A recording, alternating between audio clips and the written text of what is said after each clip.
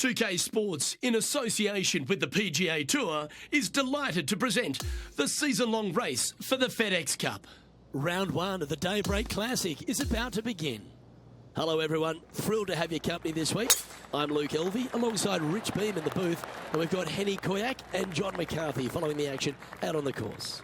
Oh, this championship's got so much history, so much prestige, and I can't wait to see who wins it this year.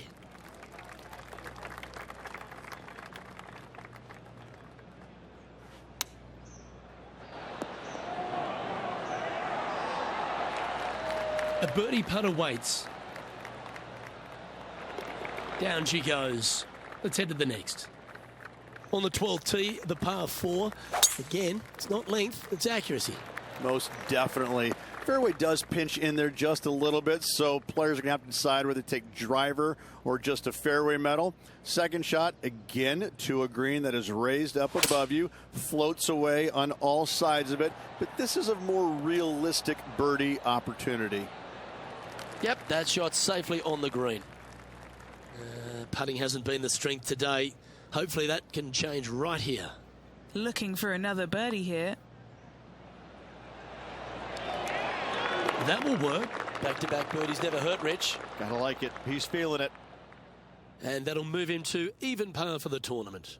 Gotta like it. Moving up the leaderboard. Never a bad thing. That should find the cut stuff. His second shot here.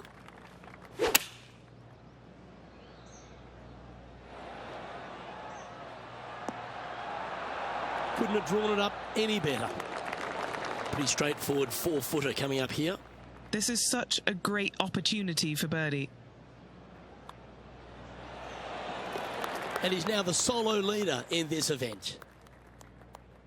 The 13th hole here at Pinehurst, number 2, Rich. Just another one of these beaut par 4s.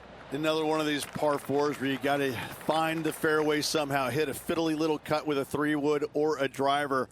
Again, second shot back up the hill to a green that is domed shape. You need to make sure that you leave it below the hole here if at all possible. This green gets scary fast. Always frustrated by missing a green.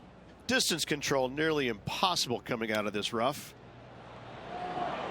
Lovely touch. Well played. Great touch. Okay, let's head to the next. And still in top spot after that hole. Keep it going.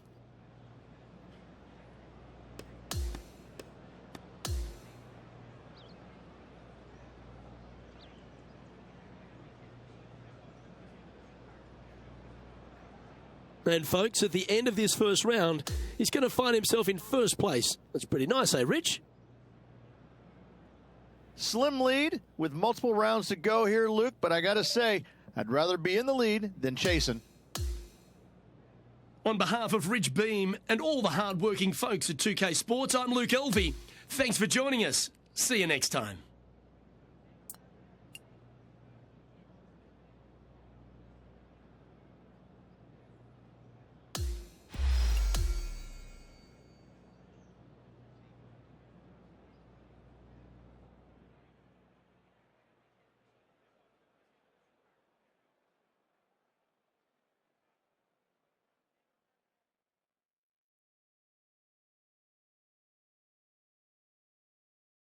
.2K Sports, in association with the PGA Tour, proudly presents the season-long race for the FedEx Cup. Time now for the second round of the Daybreak Classic. G'day everyone, Luke Elvey here, delighted to have your company. Rich, our featured player leads this event, but not by much. You're always excited about having the lead out there, and he's no different. He just has to go out there and continue doing what he's done so well already. It'll be fun to watch. John, what's going on? Talk to us, Goose. Down here on the 17th, guys, and Justin Thomas just getting ready to hit. And around 31 feet out.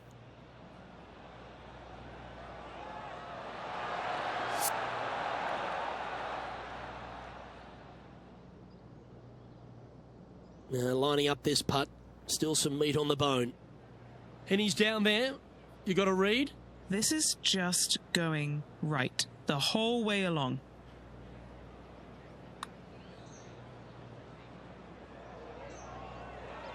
He's going to like the look of this one. That'll be inside the circle of friendship. Not a bad effort right there from long range. Big breaking putt. He just didn't quite read it right, but it'll be an easy par. Just 3 feet to the cup. And that was a bogey by our leader, so the rest of the field feeling a little opportunity here to close the gap. That one was fired out of a cannon. And Rich, why don't we just get a little Tiger highlight from a moment ago? Take a look at this attempt from way out.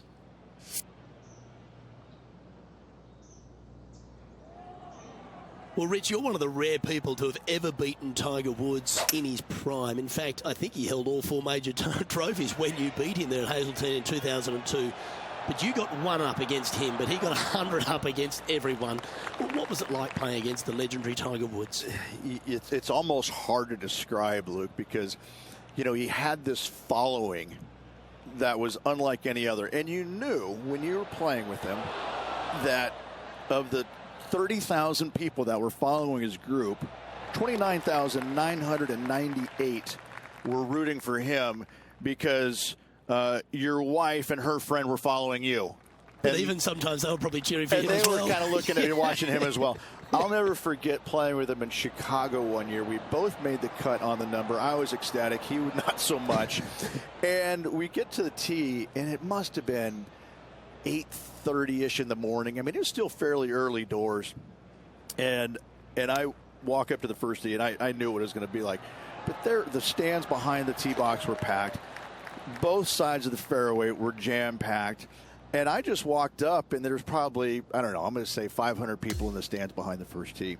And I walk up, and really loudly I go, "Hey, glad you're all out to come watch me play golf today." And they all laughed. I mean, they all laughed in unison because, like they're looking through their thing. Like, who is this guy again? Our leader is enjoying a 3-stroke advantage. Oh, that's piped. That's heading down the runway. Second shot here on the 7th. Great shot. This one's for birdie.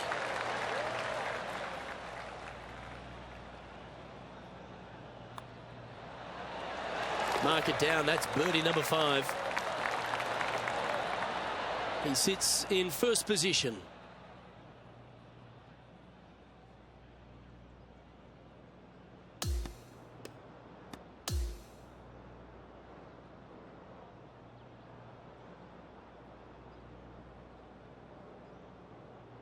And through 36 holes, this player continues to shine out there in top spot. It's been absolutely flawless so far. I cannot wait to see what this player produces tomorrow. Well, that's all we've got time for today. On behalf of myself, Luke Elvey, Rich Beam, Henny Koyak and John McCarthy, plus all the hard-working folks behind the action at 2K Sports, thanks for tuning in. Look forward to your company next time.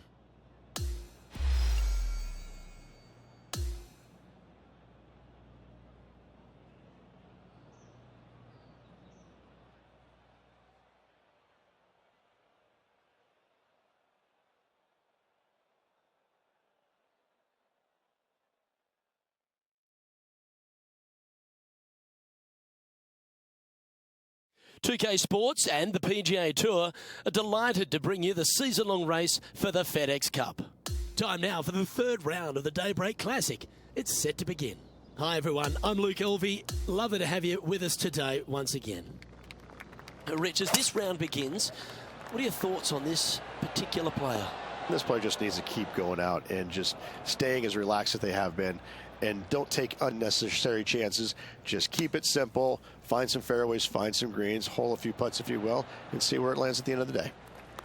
Now it's time to get the putter out. That's safely on the surface. Well, this would be a great par putt if you can make this.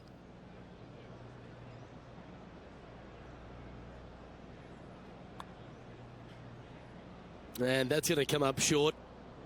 3 feet to go here to the hole. Well, that's providing some hope to the rest of the field as our leader stumbles with a bogey. And on the tee now, coming off the bogey. Might have a bit of a sting in the tail, I'd imagine. Yes, dog leg from left to right.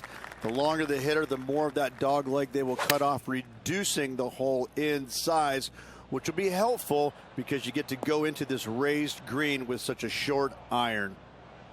He's standing over his third shot. He leads the field by a stroke.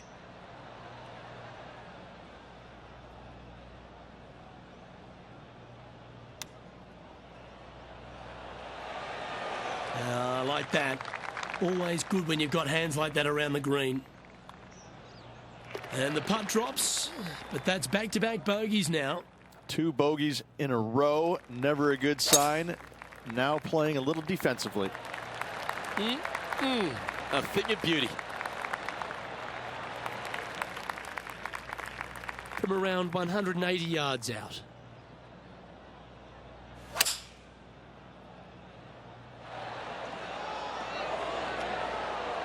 Oh, stop it. What a shot. Lining up the birdie putt here.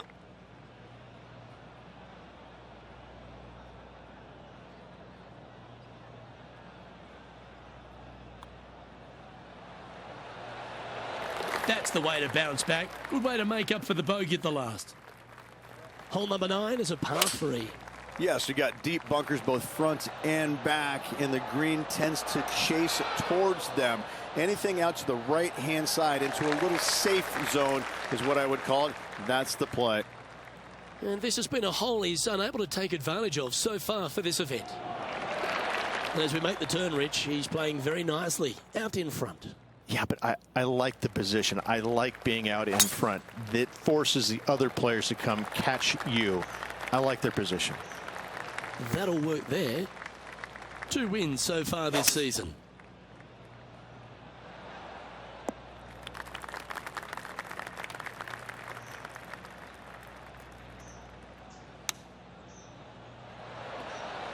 Quality shot, that one. This putt is about 8 feet. This is for birdie.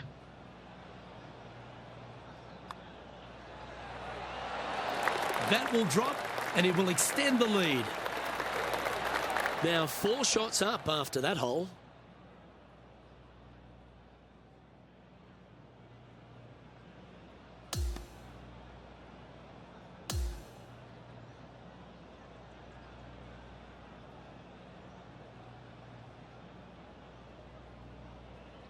So as that round comes to a close, it's a lovely position this player holds in top spot, Rich.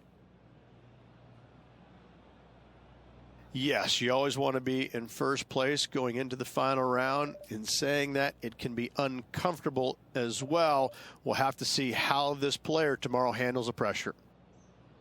On behalf of myself, Rich Beam, and all the hard-working folks at 2K Sports, thanks for tuning in, and see you next time.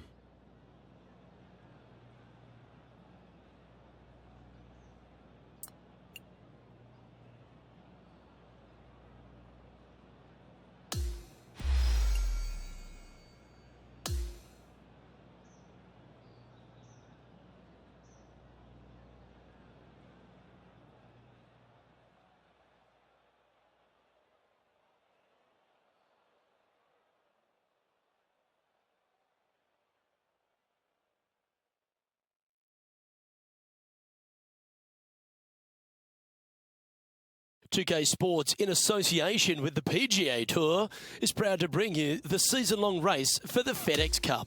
Let's find out who will win the Daybreak Classic. I'm Luke Elvey, alongside my booth mate Rich Beam. It's always terrific to have you join us. Championship Sunday, Rich. I love the final round. You can smell that success in the air. What about this player's opportunity today? Never easy going to bed with the lead, and they're out here today. It's probably weighing on them a little bit. I got to say, though, this player has been playing well. That's why they have the lead. So they have to be excited, and they have to like their chances going into this final round. And he holds another one. And he's building quite a sizable lead here. Holding steady in first place after that one. We've arrived at the par 4 14th hole. Decisions to be made. Do you take driver and try and fit it around that fairway bunker, or do you take 3-wood and lay it back of it? If you take driver out, you're going to have such an easier second shot. 3-wood, a much longer shot, but there is room to bounce this golf ball into the screen, not as severe on the edges as others.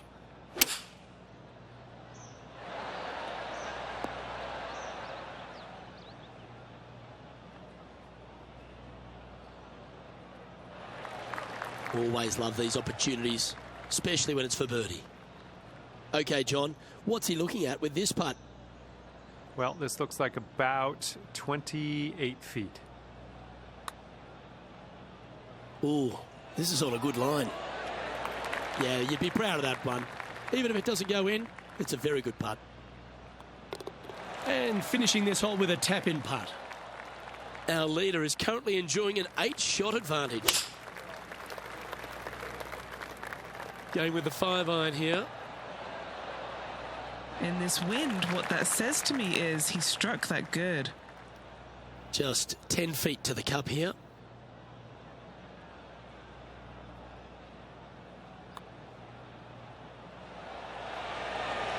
It's a well-played hole, but in the end, just tap it in for a par. That was a sensational approach, Rich, but you've got to feel like an opportunity was lost. Currently at 11 over for the event. Let's see what happens here at the 16th. Well, this one looks to be heading down the runway. Playing this shot from about 230 yards out.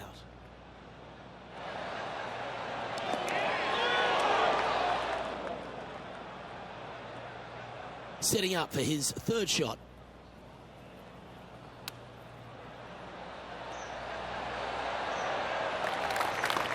Well, that's very crafty, isn't it? That hole's done. Okay, holding steady on the leaderboard after that hole. This 17th hole is a par 3. I cannot look at the 17th hole and not think about the shot that Payne Stewart hit in there back in 1999. It was just glorious. And when you stand on that tee on 17, that's the only image that you want to have. Payne Stewart swinging, balancing, finishing it. Oh, it was artistry at its best. An opportunity to make a par here. Now 8 shots in front. Welcome to the par 4 18th. Blind tee shot here for these players. That's the difficulty here. Just pick a spot in the distance and give her a whirl. From there, you actually have an opportunity on a flat-ish kind of green, not nearly as severe as some of the other ones on the golf course. Right-hand side will get a strong workout because that is the most severe. But if you miss it on the left-hand side, you never know. Finish in style with a birdie? Why not? Well, Rich, they say winning becomes a habit, and this player's certainly making a habit of it. That was absolutely sensational, and what a life-changing moment it can be winning. And I got to say, impressive week all around from that player. Happy for him.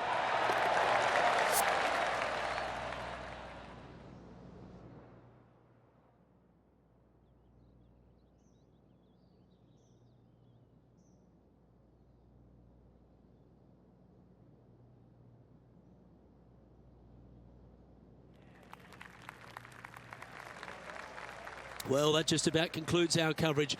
I'm Luke Elvey, and on behalf of Rich Beam, plus all the hard-working folks at HB Studios, it's good night for now.